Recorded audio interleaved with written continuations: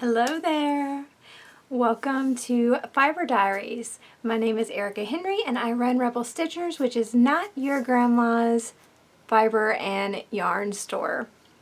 And we do things differently here. We have lots of fun and I love hand dyeing roving, blending it up and making different roving bats and rolags for myself as well as for sale in my shops, on my website and on Etsy. So today we are going to be testing out all of my red and pink dyes. They are acid dyes and some of them are brand new. Some of them were passed down to me from the lady that I bought my drum carder from. She gave me all of her acid dyes. Well, I'm assuming all of them. She gave me a bunch and I have no idea how old some of them are. So I want to test them out, see if they're even viable still, and mix them up with some of my new ones. And today we're going to be working with, do I have any handy near me? No. So this is a Gulf Coast native fleece. I got it here locally in my hometown from a lovely, lovely lady. I got 6 fleeces from her. They started off very raw, dirty. I love it. And they get turned into something so soft and gorgeous. It's an amazing process and I love it. Today we're going to dye a bunch of it up. And like I said, we're going to be trying out all of my reds and pinks. New ones, old ones, doesn't matter. We're trying them all out. So let's go to my kitchen and get started. Okay, so here we are in my kitchen and we do have some of this Gulf Coast native roving in a low immersion-ish setup. Most of it is covered by water, but only slightly. Now this roving has pre-soaked in just some plain tap water for a while, probably 30-ish minutes to an hour. It really just kind of depends. I just kind of do what works for me, but I try to do at least 30 minutes. It's not going to hurt to let it soak longer, but 30 minutes is usually what I personally shoot for. Now this pan is dedicated only for dyeing because I'm going to be using commercial acid dyes, which are not approved for food use, so I keep separate pots for those. Now I'm going to add 3 teaspoons of vinegar. Yes, I should be using a different teaspoon, but I don't have to be exact. So I just want an idea of what it is. I'm going to test to make sure it's getting warm, and then I'm going to put on my gloves, respirator, and safety glasses because we'll be working with dye powders. First up will be the Ashford Hot Pink. This is one of the older dyes that I have not used before, so we'll see how it does. But I'm just going to stick my dry glove in there, get a little bit on my finger, and sprinkle it in a corner here so we can start to see what the colors are going to do and what they're going to look like. Now, if my gloves were not dry, I would not be sticking it directly into the container here. However, they are, so I feel comfortable doing that, and I feel comfortable that I will not introduce any moisture into that jar. Alright, I've washed and dried my gloves, and next up is going to be the Jacquard Pink. And this is a color I've used before. It's very pretty. It is pretty potent, so just keep that in mind. So in my clean and dried gloves, we're just going to be dipping in and sprinkling. Whoops, I got a little bit somewhere I didn't mean to, but that's okay.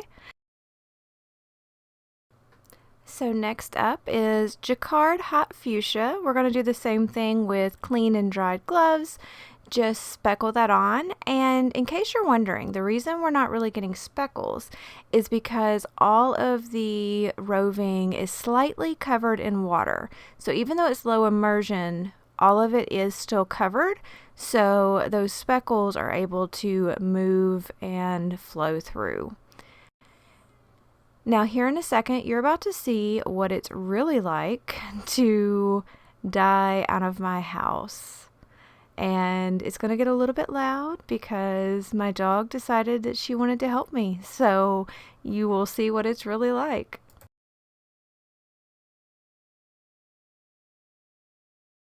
So yes, my oldest dog Molly almost took out my camera. Thankfully, she didn't, but I try to have them away from me while I'm, working with dyes and that kind of thing. But she's my baby. She loves me and wants to be with me, and she hit my tripod. So, yeah, that's just my day of my life. So next up, we are going to be doing Jacquard Cherry Red. This one starts out really dark and then lightens up with time and heat. So sprinkling that on, speckling, whatever you want to call it. But we will let this dye move on through. So you may be wondering, why should you even go through the hassle of swatching your dyes? And there's a few reasons. One, you end up getting a beautiful thing of roving that's nice and tonal afterwards, but it also helps you familiarize yourself with what the dry powders look like, or stock solution if you're using that, when they're first put on, what they look like as they change over time, how they work well together with other colors in the same family. And it just really helps you to familiarize yourself with your acid dyes before you jump into making recipes. So I personally think it's a time well spent, and I hope that you do too. And we are almost done with all of my pinks and reds, but this next one is going to be Jacquard Vermillion. And I'm going to apologize because where I sprinkled it and the camera angle, you really can't see it. But as it spreads, you'll be able to see it here in a little bit. But just a heads up, the camera angle wasn't the best for this particular spot, but that spot needed color, so I didn't really have much of a choice. Now next up is Dharma Maroon, and this was what appeared to be really old dye that I got from the lady who sold me her drum carder. The label was written on there with a marker because the other had came off. It was really clumpy. You could tell it was old, and it really shocked me because I put it on and it was green. And I didn't really know what to make of that. I know some colors, are different when they go on, but this was like green. So I'm going to play a little clip of my real-time reaction, and I just think it's hilarious because I didn't know what to make of it at the time.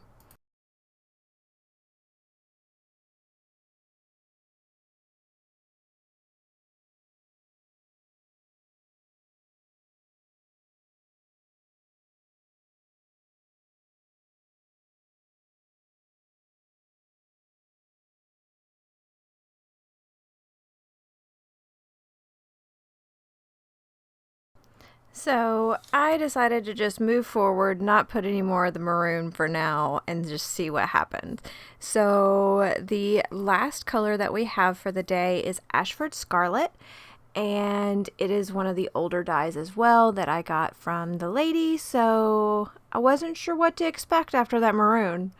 But I went ahead and speckled some on. It kind of looked a little greenish going on to begin with until I got more color on there, and then I noticed that it looked so much like the Jacquard Cherry Red. Like, it was very hard to tell the difference.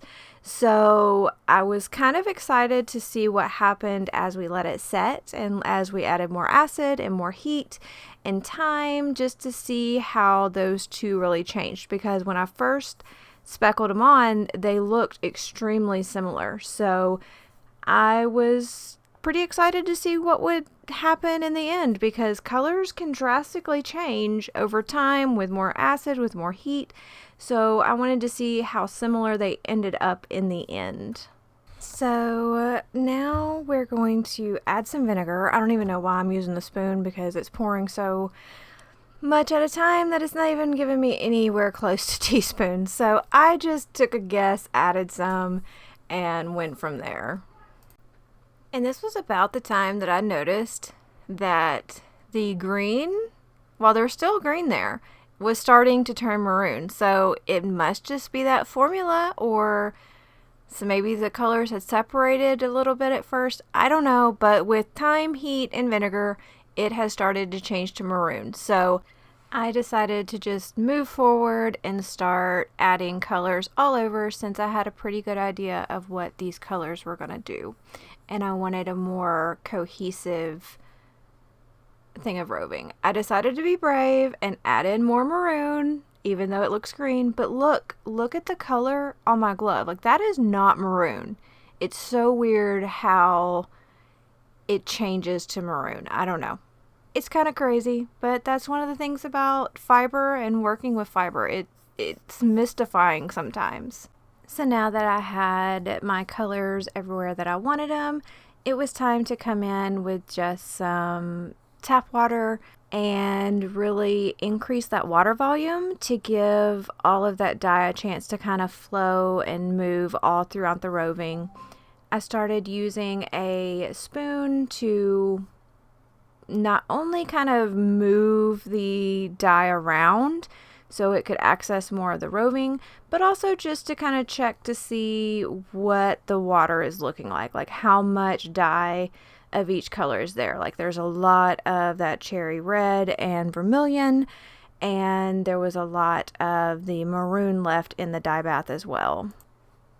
So when you're working with roving and dyeing it, you want to be very careful and move it as little as possible. So I'm very gently pulling it up with my tongs just to kind of look at the underside. And if this was a very fine fleece, I probably wouldn't even do that because I'm too worried about felting it. But after working with this fleece a lot, it can handle a little bit of agitation, but you always want to keep that to a minimum. Keep temperature changes, drastic winds to a minimum. Don't let water run over it while you're washing it and rinsing it, all those kinds of things. So we're going to let this sit on medium heat for about 15 to 20 minutes and then check on it. So it's been about 20 minutes. We're coming back and checking on this roving to see if any of the colors have cleared. So far, some of them have. The Ashford Hot Pink and Jacquard Pink had cleared pretty good. It did look like there was still some Hot Fuchsia as well as possibly some of the Scarlet left. So we're going to give it another 15 to 20 minutes and check on it again. So it's been another 20 minutes and we're just checking. There's a tiny bit of color left in the dye bath, but I think by the time we cut it off, let it cool completely before rinsing, the rest of that should absorb. So we're going to go ahead and cut it off and let it cool down completely. That was so much fun. I hope you enjoyed it. And I do have the dried roving here. It's so gorgeous. I love all of the colors, just from these really bright to more of a flamingo pink. It turned out really, really gorgeous. There's more of like a bubblegum pink. The colors really melded together, and I feel like this would be an amazing yarn all by itself or blended up with different colors. There's lots of variation. One of my biggest worries always whenever I'm working with roving is I worry about felting it. And I always worry about felting it. No matter how hard I try, a little bit of felting happens. I mean, that's just the nature of it. But I try my best to not felt it so I can spin it, or you can spin it. So here's a nice little ball. Somehow whenever I get on camera I forget how to do everything. Do you do that? When somebody's watching you, like when you know somebody's watching, do you suddenly forget how to do anything? I feel like that always happens to me. So let's do this a little bit differently. So that's about as good as we're gonna get. Doing it in my lap. But look how gorgeous. Turned into yarn, or even in a weaving project, weaving the roving. That would be really cool. Yeah, I had a lot of fun experimenting with this. And I look forward to blending this up on my drum carder or a blending board or the hackles. I haven't decided yet. I haven't decided exactly what I'm going to do with this, but I typically like to use more than 25 grams. So it was 25 grams of wool, which is almost an ounce. Definitely wouldn't go extremely far, but blend it up with other stuff or making it a semi-twin, maybe just a sibling.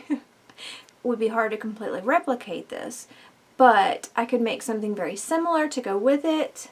I haven't decided yet, but thank you so much for watching. Make sure to subscribe, like, comment, all of those good things. I would love to know what colorway you would like to see me do next, so please comment that. Oh, some final thoughts that I wanted to give. Just kind of some conclusions before we go. I don't believe that there was any dye that I had to toss out of the reds, which was exciting. Some was a little hard to get to mix into the water than others.